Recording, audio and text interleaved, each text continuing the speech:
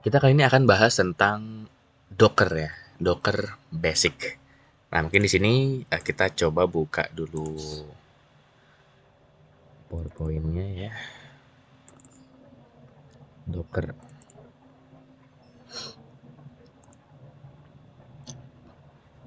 Oke, kita mulai. Kita kali ini akan bahas tentang Docker Application Deployment ya. Ini kontak saya ya. Mungkin bisa dicari aja di Google Strong Papazola, itu ada Instagram, YouTube, GitHub dan lain-lain ya, ada banyak komplit. Nah, yang pertama kita bahas itu apa itu Docker ya. Docker adalah sistem operasi untuk kontainer, mirip dengan mesin virtual memvirtualisasi atau menghilangkan kebutuhan untuk secara langsung mengelola perangkat keras. Kontainer memvirtualisasi sistem operasi server. Nah, Docker juga berfungsi dengan menyediakan secara standar untuk menjalankan aplikasi kita. Mungkin untuk teman-teman yang belum terlalu paham dengan Docker, sepertinya masih bingung ya apa maksudnya kalau kita bahas dari segi pengertian. Nah, kita langsung bahas.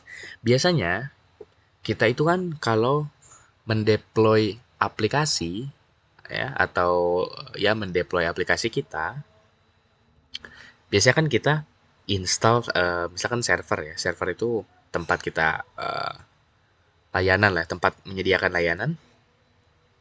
Nah, di dalam servernya kan otomatis diinstal operating system ya, atau mungkin Windows, Linux dan lain-lain ya. Nah, di dalam Linux atau Windows itu kita install web server ya, kalau aplikasi kita aplikasi web ya. Kita install web server, database-nya ya untuk penyimpanan datanya, library-nya untuk hal-hal yang dibutuhkan oleh aplikasi kita itu perlu paket-paket apa aja gitu intinya. Nah, itu library. Nah, ada juga runtime app. Runtime app tuh kayak mungkin Firebase ya, itu bisa. Nah, dulu orang ngirim aplikasinya ke server dan nginstal keperluan-keperluan web server, library, database dan lain-lain di server ya. Nah, itu untuk dulu ya caranya ya. Itu dulu.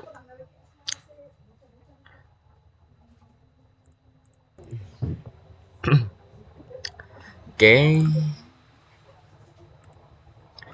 Nah, kalau kita menginstal aplikasi kita dengan Docker ya. Nah, jadi Docker itu ibaratkan kayak bungkusan lah ya. Nah, di sini kita punya aplikasi. Nah, di dalam Docker itu kita sudah menginstal web server, library, database dan lain-lain, udah menjadi satu di dalam Dockernya ya. Jadi kita tinggal masukkan aja gitu Dockernya ke dalam server gitu. Jadi kita tidak perlu repot-repot install berkali-kali ya kalau servernya banyak ya. Nah, itu kita nggak perlu install berkali-kali. Dan next. Ini ada Docker Engine. Ini macam-macam Docker Engine ya. Ada Docker Client atau Docker CLI. Ada REST API. Nah, di sini juga ada Docker Daemon ya, atau Docker Server biasanya. Mungkin nanti akan kelihatan fitur-fiturnya itu kalau kita praktek ya. Ini ada Docker Architecture.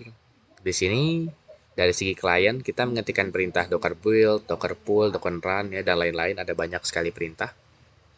Nah, kalau Docker build kita misalkan aplikasi kita ya dimasukkan ke aplikasi kita yang sudah jadi nih.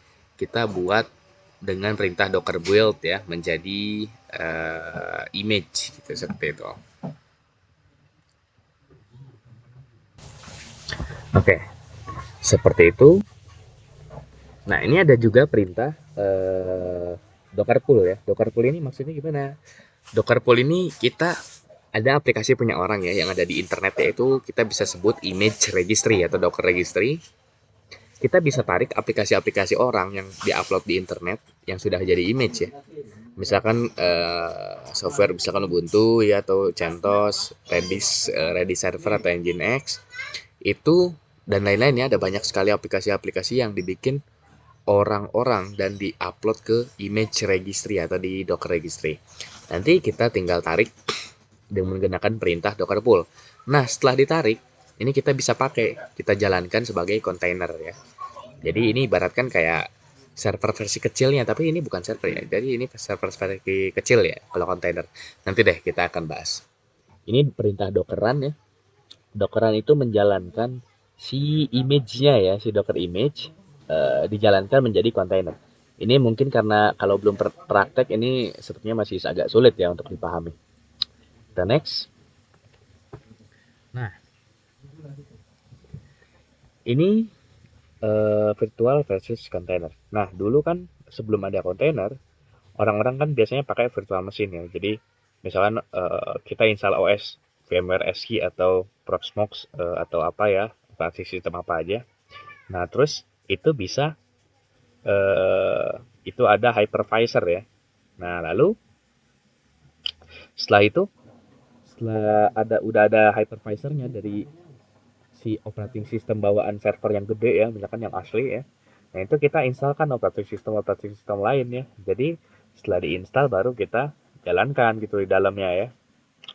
Nah, ini untuk cara lama. Ini karena ribet ya. Kita harus install OS dulu, bootingnya lama ya waktu bootingnya. Terus ya tidak efisien lah ya. Nah, sekarang kalau kita menggunakan Docker container, kita tinggal install di server, misalkan operating system apa, Ubuntu atau apa ya. Terus kita tinggal install Docker nih. Aplikasi kita tinggal jalanin. Udah beres. Jadi kita nggak perlu repot-repot lagi install OS lagi ya. Jadi ini tinggal langsung running. Docker run langsung jalan gitu ya. Nah, itu bisa seperti itu. Dan waktu bootingnya itu hanya beberapa detik ya kalau Docker itu, jadi hanya sebentar sekali ya. Seperti itu. Nah, ini ada Docker deployment. Biasanya orang-orang tuh kalau membuat sebuah aplikasi dan menginstalnya di internet, itu biasanya pertama nih ya, developer atau orang yang membuat aplikasi meminta Docker untuk membuat image dan mengirim ke registry ya. Dari dia punya laptop ya si developer ini atau yang membuat aplikasinya. Dia punya laptop, laptopnya keinstall Docker.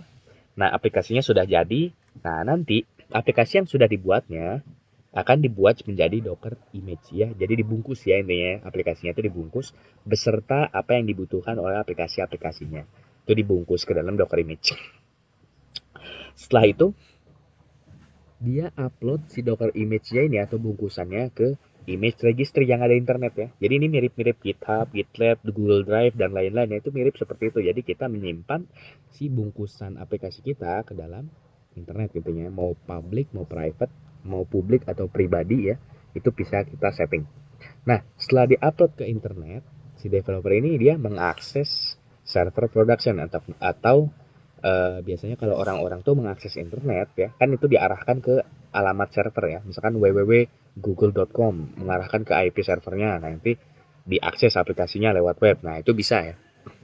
Nah, jadi dia mengakses server productionnya, dia install Docker, lalu dia tarik image yang sudah dia upload sebelumnya ya. Dia tarik ke dalam server productionnya dia, lalu dia menggunakan perintah Docker run untuk menjalankan image-nya menjadi Docker container, dan ini bisa diakses ya, si aplikasinya bisa diakses seperti itu. Oke, Docker example. Nah, di sini mungkin kita akan coba praktek ya.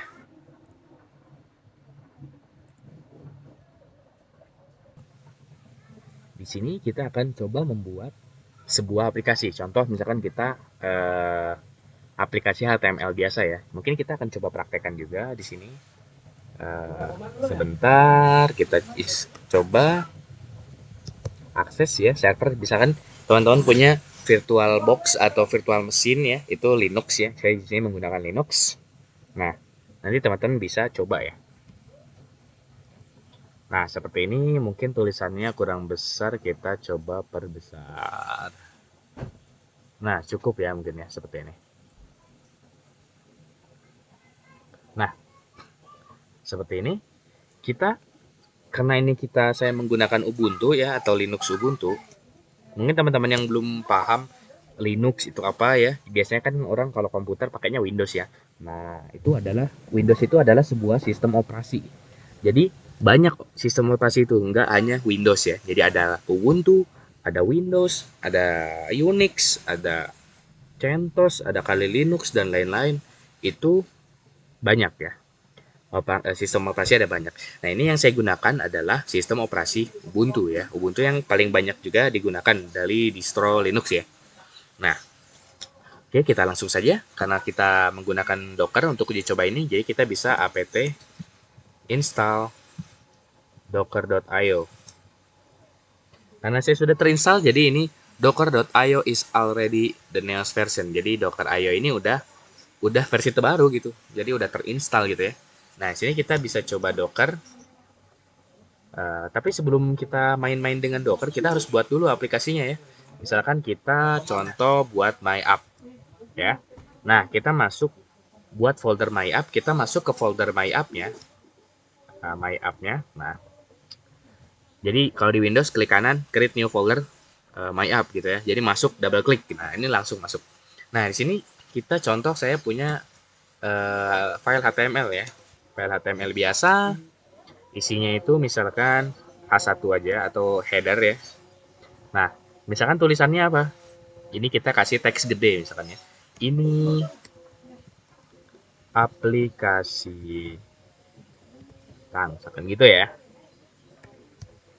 Nah, seperti ini. Kita misalkan sudah berhasil ya kita buat HTML. Nah, kita bisa coba jalankan. Nah, setelah itu kita buat Docker file ya. Docker file ini fungsinya untuk membuild aplikasi kita menjadi Docker image atau bungkusan ya tadi. Kita coba buat. Kita buat nano Docker file. Nah, di sini karena aplikasi saya membutuhkan software Nginx punya orang. Nah, jadi gini kita bisa ambil aplikasi Nginx punya orang tadi ya. Jadi kita bisa klik latest ya. Seperti itu.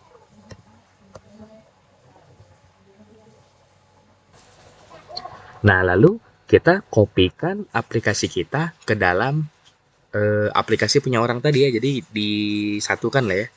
Di combine. Jadi kini di sini kita bilang kita copy aplikasi kita. Misalkan aplikasi kita tuh tadi namanya index.html. Nah, kita masukkan ke folder punya orang tadi. Foldernya itu USR, share, Nginx, lalu HTML. Terus kita namakan lagi index.html. Nah, lalu setelah itu sudah ya. Jadi aplikasi kita, karena kita perlu paket aplikasi punya orang, jadi kita harus ikutin aturan dia, mau naruhnya di mana ya. Jadi kita ikutin, kita taruhnya di folder yang punya orang itu gitu. Kita save. Nah, setelah itu kalau kita lihat, di sini ada dua file ya, aplikasi kita sama file, nama file yaitu Docker file ya namanya. Nah, lalu setelah itu kita next. Coba di sini kita coba build si aplikasi kita menjadi Docker image dengan perintah Docker build ya. Docker build, nama tagnya apa? Misalkan My App. Versi berapa? Versi 1 misalkan ya. Nah, lalu kita enter. Ini kita sambil membuat image-nya ya. Jadi aplikasi kita tuh dibungkus menjadi Docker image ya. Kita sambil tunggu. Oke, ini sudah jadi ya. Jadi aplikasi kita sudah berhasil dibungkus menjadi Docker image. Nah, jadi dia menjalankan step-step yang ada di Docker file tadi ya. Seperti itu.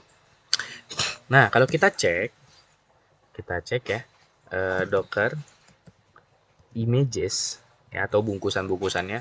Oh, ternyata ada banyak bungkusan ya. Kita bingung. Docker images kita grab, kita ambil ya. Kita ambil yang My App aja ya, kita ambil. Nah, di sini kelihatan 41 yang lalu kita membuat Docker image atau bungkusan aplikasi namanya My App. Tagnya versi 1. Nah, kita ingin coba jalankan nih. Kira-kira ini bisa dijalanin nggak? Karena ini udah jadi bungkusan ya. Bungkusannya bungkusan mati. Bungkusan mati itu jadi nggak jalan ya bungkusannya. Nah, kita akan coba jalankan menggunakan perintah docker run. Docker run kita detach atau berjalan di background. Nah, port yang akan dibuka misalkan 4000. Nah, lalu kita arahkan karena aplikasi saya ini berjalan otomatis di port 80. Nah, ini adalah port host ya. Jadi misalkan kita server asli nih atau ini virtual punya saya ingin membuka port 4000 misalkan. Nanti diarahkan ke port yang ada di kontainer yaitu port 80 atau port bawaannya Nginx tadi ya yang aplikasi punya orang tadi. Karena kita membutuhkan itu. Nah, lalu kita tambahkan nama image kita atau nama bungkusannya. Nah, lalu kita kasih tag-nya juga. Nah, kalau ini kita jalankan, oke, berhasil jalan ya. Kalau kita lihat Docker PS atau Docker proses ini terlalu banyak ya. Sebenarnya bingung, kita filter lagi aja. Grab port 4000 kan tadi. Nah, di sini ada Docker container namanya Wonderful Haslet ya, menggunakan image my app ya. Nah, sini mungkin nggak kelihatan nih. Docker my app dari Docker image my app namanya Wonderful Haslet. Kalau kita akses server kita di port 4000, kita akan melihat aplikasi yang kita buat tadi di Docker ya. Kita bisa cek if config eth 0. Nah, di sini ini aplikasi server saya ya. Kalau kita coba lihat di sini ya, kita lihat di browser. Nah, kita akses dengan port 4000. Ini aplikasi bintang tuh kan, dia berhasil ya. Nah, ini untuk presentasinya. Seperti yang tadi ya. Ini kita jalankan aplikasinya. Kalau ini tadi kita buat aplikasi kita menjadi Docker image ya. Kalau dilihat ada nanti. Nah, setelah itu nanti kita jalankan si Docker image-nya menjadi Docker container. Kontainernya otomatis bisa berjalan atau bisa diakses oleh user. Yang bisa kita lakukan, kita bisa membuat deployment aplikasi untuk Docker dan kita juga bisa mulai menggunakan Kubernetes cluster untuk deployment ya. Jadi sebenarnya Kubernetes ini lebih ke advance-nya lah ya. Lebih ke advance-nya seperti itu. Ya, mungkin cukup sekian dari saya. Buat topik PDA. Assalamualaikum warahmatullahi wabarakatuh.